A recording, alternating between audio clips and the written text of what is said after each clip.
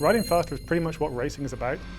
You're saving energy, each time you turn the cranks into the wind. They tasked us with building a faster road bike. I think it's going to fill a lot of needs out there that's missing in the bike industry.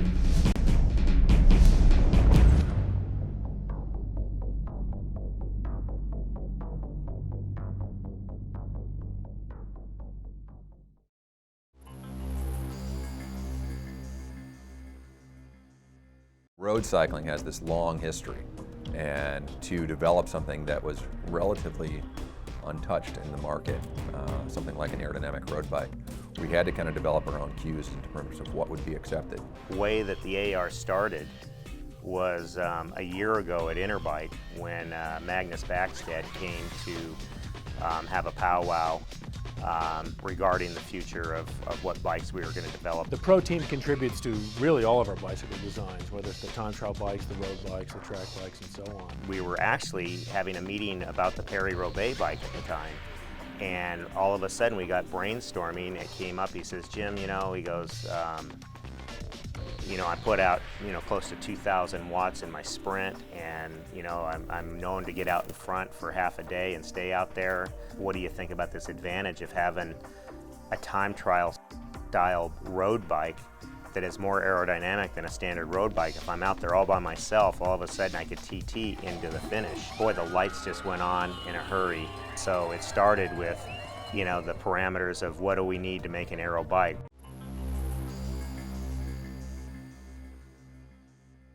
The AR really has a mother and a father that are the DA and the TK1. The TK1 is outrageously stiff and the DA is outrageously aerodynamic.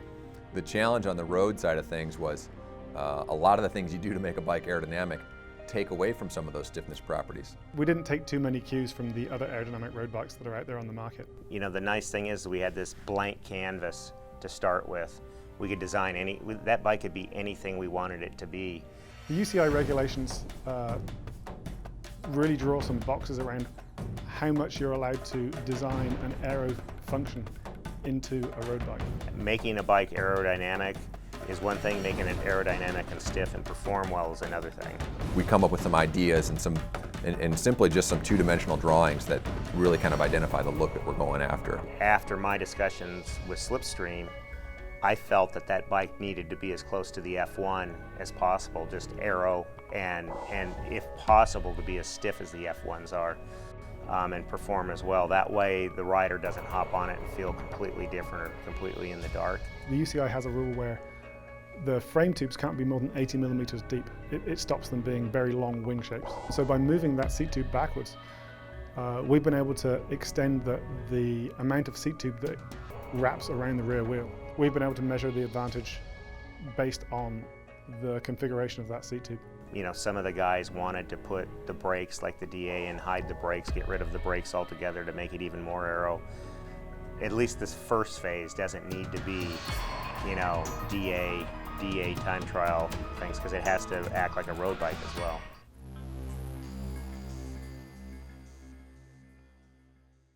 You have to validate things in the wind tunnel. It's becoming a standard in the bicycle industry. If you're going to build aero bikes, you have to spend the money and the time. Where we'll have a clay or plastic sample made, and based on some CFD analysis that they've done and conducted on the tube shapes and the positioning of the equipment, the positioning of the rider, we'll test some clay samples and get into the wind tunnel.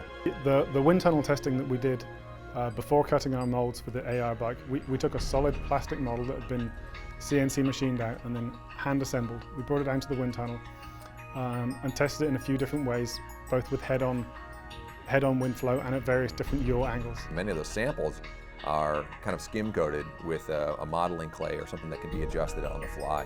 This isn't our first trip to the tunnel, and so we had an idea on where we needed to go with the development of the bike. So the tube shapes, while they were new for the AR, a lot of that was already matured in the development of the time trial bikes. We've all been humbled in the past on going to the wind tunnel and thinking that you got the best thing ever and the thing is just the biggest toad ever. So we were pretty open to whatever happened. The biggest surprise to me was just how little they needed to change the bike from the CFD and development analysis And that just owes to the experience of our engineers. And So the results that we got in the wind tunnel, they came out probably even better than we expected. It really did indicate that this bike was going to be very fast. This saying that I've had since I've been testing aerodynamics and stuff is that numbers don't lie.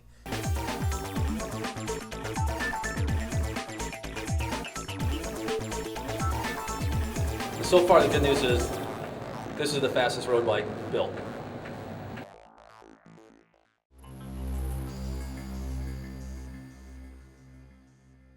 development of the AR was one of those things that went from our engineering department directly to our professional athletes.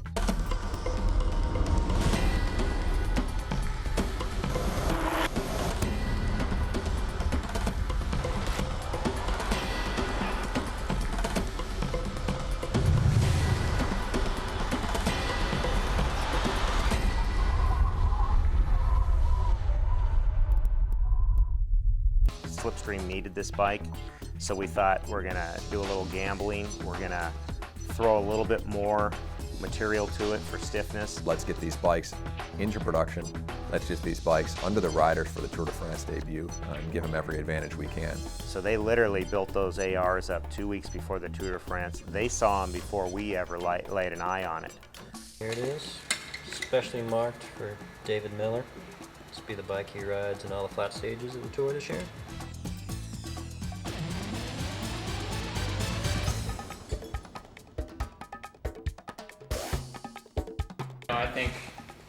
I think over 260, 250 kilometers, a long stage like that, the stiffness and the aerodynamic savings that we'll have will be very great. The day of the Tour de France, I can tell you that they couldn't wait for the opportunity to break the AR off the top of the car. It's some small crew here at Felt, and we all have some ownership in this. And it's like watching your kid take his first steps.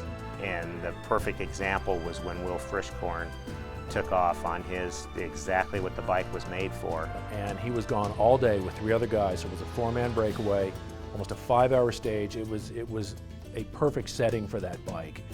Yeah, I was jumping up and down and screaming at the television a little bit. Exciting to see. And really that's why we made the bike. By all accounts, once again, if you do the math, Will was with 4 guys, 5 hours. That means Will's at the front for at least an hour and 15 minutes.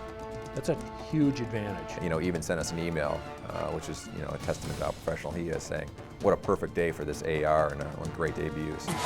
Longo, Fayou, Desmoulins, Frischkorn, they've been out all day. Oh, Jonathan's running up here. He can't believe it. Will Frischkorn's got a chance, but Fayou from Agu Toubel, he's going to do it. What a day.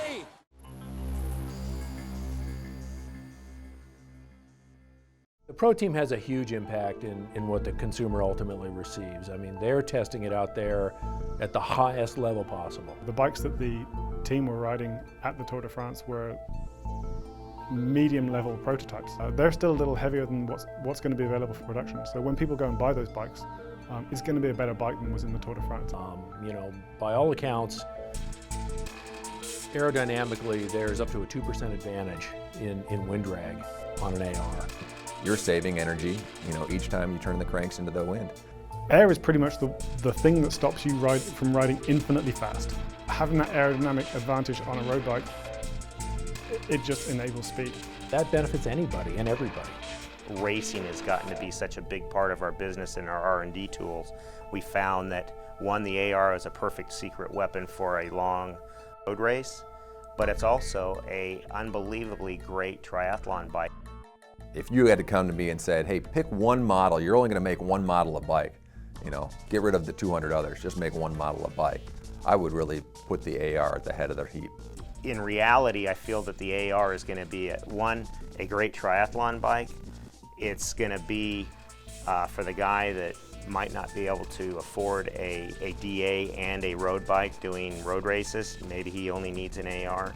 Or it might be somebody that simply wants to have a fast century bike.